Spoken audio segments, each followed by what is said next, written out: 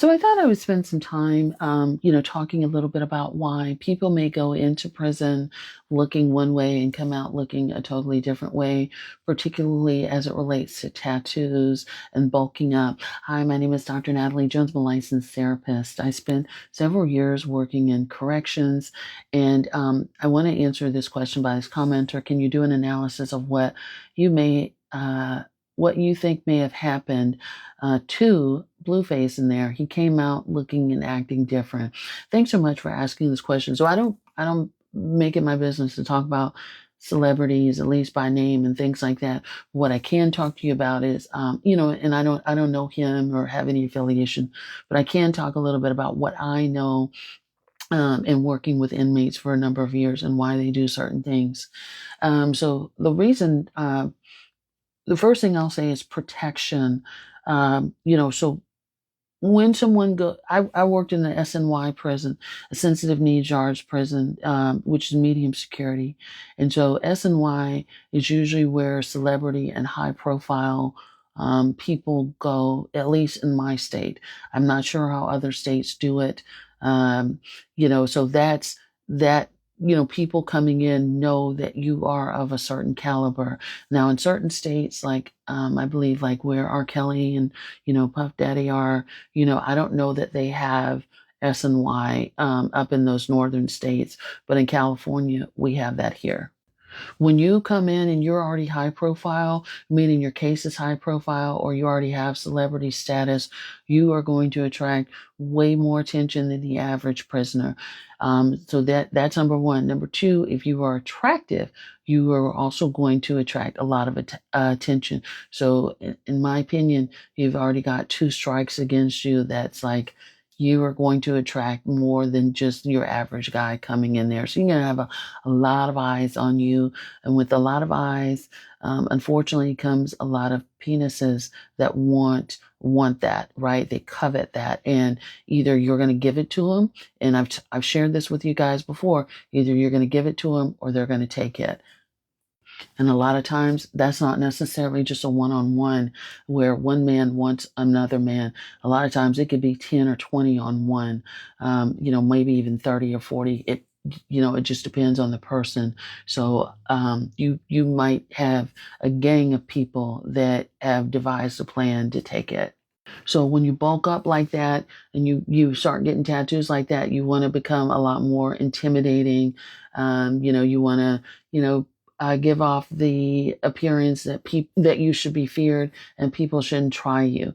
But let me tell you, no matter how many skills you got as a fighter, you can be the best fighter in there, and I've seen some pretty good ones.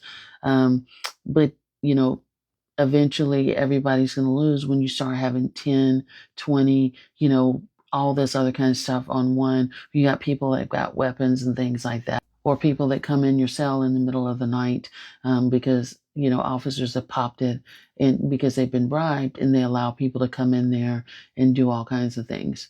So celebrity status and attention are one thing, but I think the third thing is movement. I don't know about him and where he went to prison, but I think the levels will tell you a lot.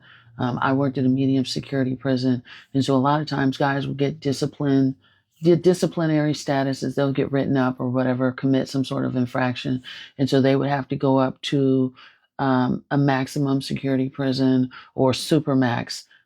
When you go to those are prison, that's a totally different ball game.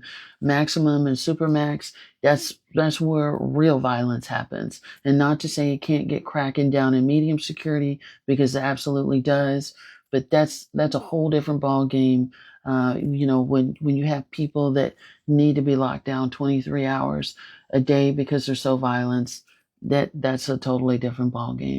And so that's where I would see guys do this the most, is tattoo their face and things like that. Be covered in tattoos is when they have to go from like, a lower status to a higher status prison, because now we're in there with some real deal offenders that don't mess around.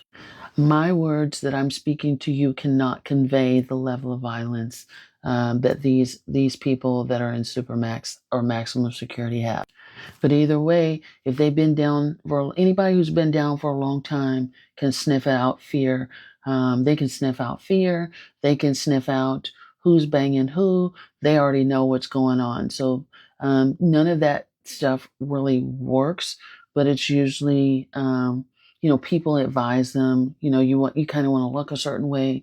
You want to carry yourself a certain way. You need to do X, Y, and Z because you got X, Y, and Z over here. And sometimes people have already done their research on you before you've come in. You may have done something to somebody else. And so you got people that are literally waiting on your bus to arrive so that they can get their lick back. And this could have been something that happened years ago. But there is a method to the madness. But essentially, he may have been trying to. A lot of times, when you're nice looking, men are trying to protect their bum or being raped. All that kind of stuff. And I can't say that I blame them, but you could literally see the fear on them. They don't want people to be pressing up on them. So, tattoos, bulking up, those things are survival.